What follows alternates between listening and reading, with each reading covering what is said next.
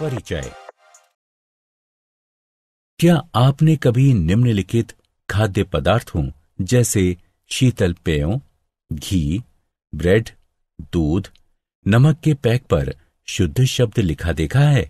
जी हां, इन सभी पर शुद्ध लिखा होता है। तो आइए पदार्थों की शुद्धता के बारे में चर्चा करें। उद्देश्य।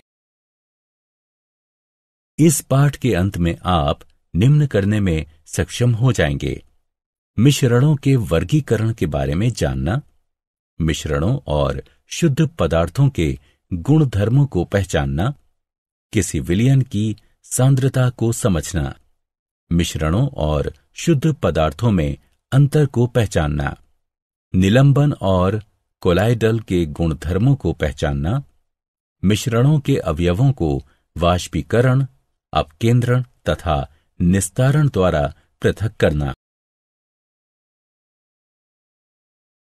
मिश्रणों का वर्गीकरण। रासायनिक संगठन के आधार पर पदार्थों को दो प्रकारों में वर्गीकृत किया जा सकता है। पदार्थ शुद्ध पदार्थ या मिश्रण होते हैं। शुद्ध पदार्थ दो प्रकार के होते हैं: शुद्ध पदार्थ तत्व और यौगिक होते हैं। मिश्रण दो प्रकार के होते हैं: मिश्रण समांगी और विषमांगी होते हैं। शुद्ध पदार्थ और मिश्रण। शुद्ध पदार्थ वो पदार्थ होता है जिसमें केवल एक प्रकार का पदार्थ यानी तत्व अथवा यौगिक होता है। उदाहरणार्थ आयरन, कॉपर, हाइड्रोजन, जल इत्यादि। मिश्रण वह पदार्थ होता है जिसमें दो या दो से अधिक शुद्ध पदार्थ होते हैं। उदाहरणार्थ समुद्री जल, खनिज, मृदा इत्यादि।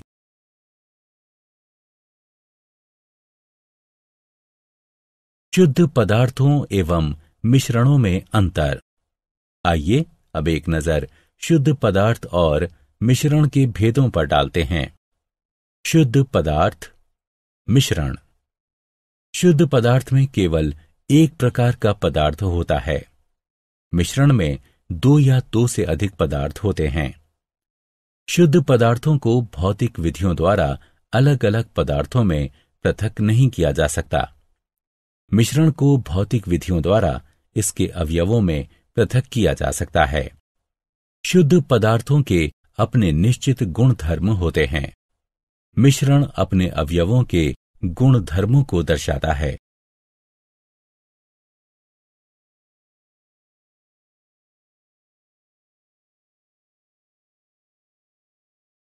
मिश्रणों के प्रकार। समांगी मिश्रण। यह एक समान संगठन वाला मिश्रण होता है।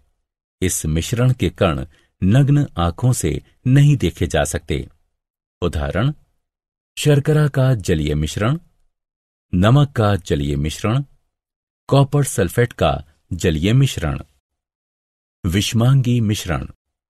यह असमान संगठन वाला मिश्रण होता है। इसके कण नग्न आंखों से देखे जा सकते हैं।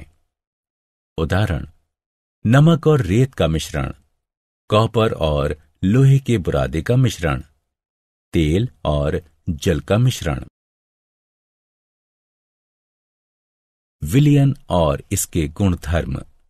विलयन दो या दो से अधिक पदार्थों का समांगी मिश्रण होता है।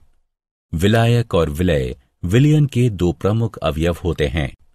वह अवयव जो अधिक मात्रा में है वह विलायक है और वह अवयव जो कम मात्रा में है वो विलय है। जल में नमक का विलयन, जल में शर्करा का विलयन, जल में आयोडीन यानी टिंचर आयोडीन तथा सोडा वाटर आदि विलयन हैं। कोलाइडल विलयन। कोलाइडल विलयन दो या दो से अधिक पदार्थों का विषमांगी मिश्रण होता है।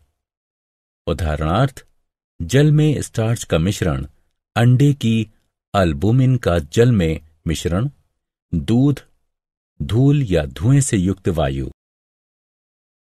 कोलाइडल विलयन के गुणधर्म। कोलाइडल विलयन एक विषमांगी मिश्रण होता है। इसमें उपस्थित कणों को नग्न आंखों से नहीं देखा जा सकता।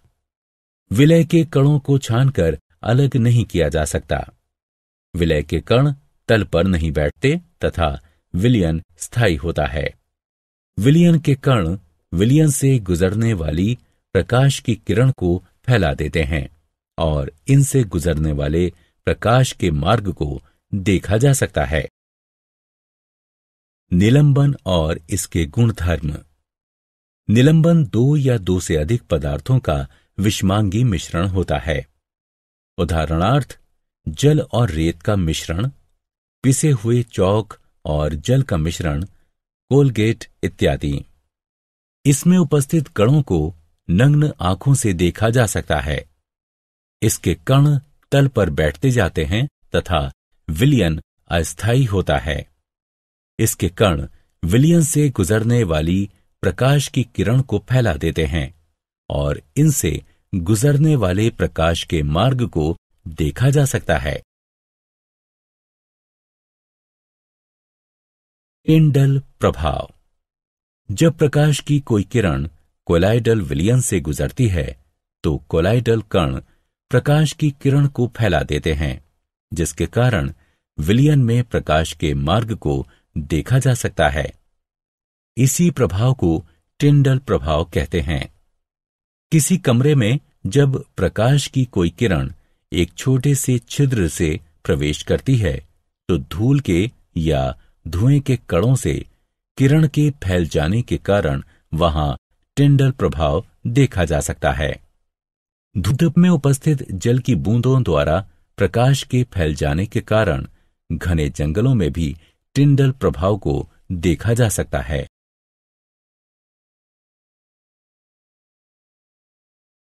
विलयन की सांद्रता। किसी विलयन की सांद्रता विलय की वह मात्रा है जो विलयन या विलायक की दी गई मात्रा में उपस्थित होता है। किसी विलयन की सांद्रता विलय का वो द्रव्यमान है जो विलयन या विलायक के दिए गए द्रव्यमान में उपस्थित होता है। विलयन की सांद्रता उस विलयन के दिए गए आयतन में उपस्थित विलय के द्रव्यमान के रूप में भी दर्शाई जा सकती है। मिश्रण के अवयवों का पृथक्करण। विषमांगी मिश्रणों के अवयवों को निम्न विधियों द्वारा पृथक किया जा सकता है: वाष्पीकरण, अपकेंद्रण, निस्तारण, पृथक्करण कीप की सहायता से ऊर्ध्वपातन, क्रोमेटोग्राफी, आसवन और प्रभाजी आसवन।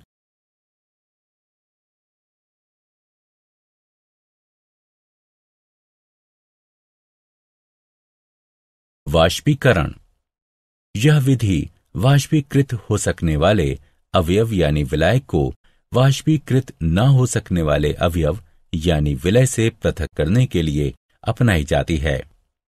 चित्र में बारिश का पानी बिजली कड़कने के पश्चात गर्म सतह से वाष्पीकृत होकर उड़ जाता है। अपकेंद्रण। किसी भी मिश्रण से अधिक घनत्व वाले कणों और हल्के कणों को अपकेंद्रीय यंत्र का प्रयोग करते हुए पृथक करने की यह विधि अपकेंद्रण कहलाती है। यदि किसी अपकेंद्रीय यंत्र में हम थोड़ा सा दूध लें और उसे तेजी से घुमाएं तो क्रीम दूध से अलग हो जाती है, क्योंकि क्रीम का घनत्व दूध से कम होता है। पृथक्करण कीप की सहायता से निस्तारण।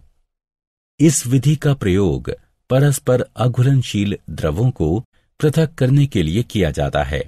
इसमें द्रव अपने अपने घनत्व के आधार पर विभिन्न परतों में बढ़ जाते हैं।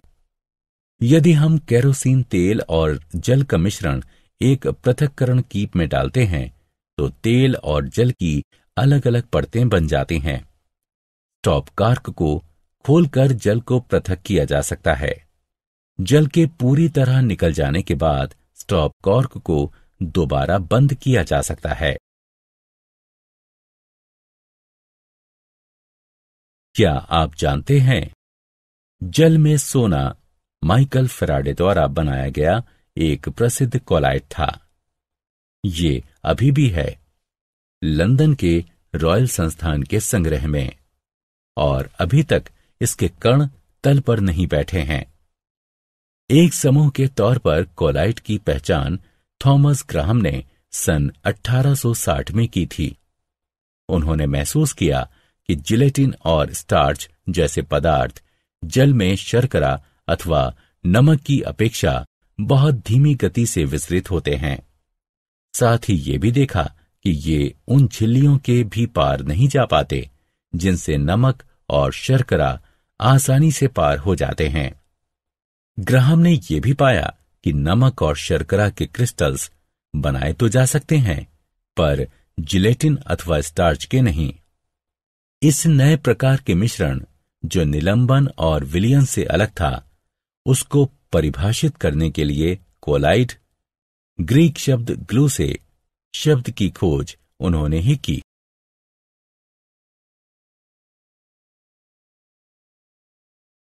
सारांश। आइए हमने जो कुछ सीखा है उसे संक्षेप में दोहराएं। एक मिश्रण में एक से अधिक पदार्थ, तत्व अथवा यौगिक अनिश्चित अनुपात में होते हैं। विलयन दो या दो से अधिक पदार्थों का समांगी मिश्रण होता है। वे पदार्थ निलंबन बनाते हैं जो किसी विलायक में अघुलनशील होते हैं तथा जिनके कण नग्न आंखों से देखे जा सकते हैं। निलंबन एक विषमांगी मिश्रण होता है। कोलाइड एक ऐसा विषमांगी मिश्रण होता है जिसमें उपस्थित कण इतने छोटे होते हैं कि नग्न आंखों से देखे नहीं जा सकते हैं, लेकिन इतने बड़े होते हैं कि प्रकाश को फैला सकें।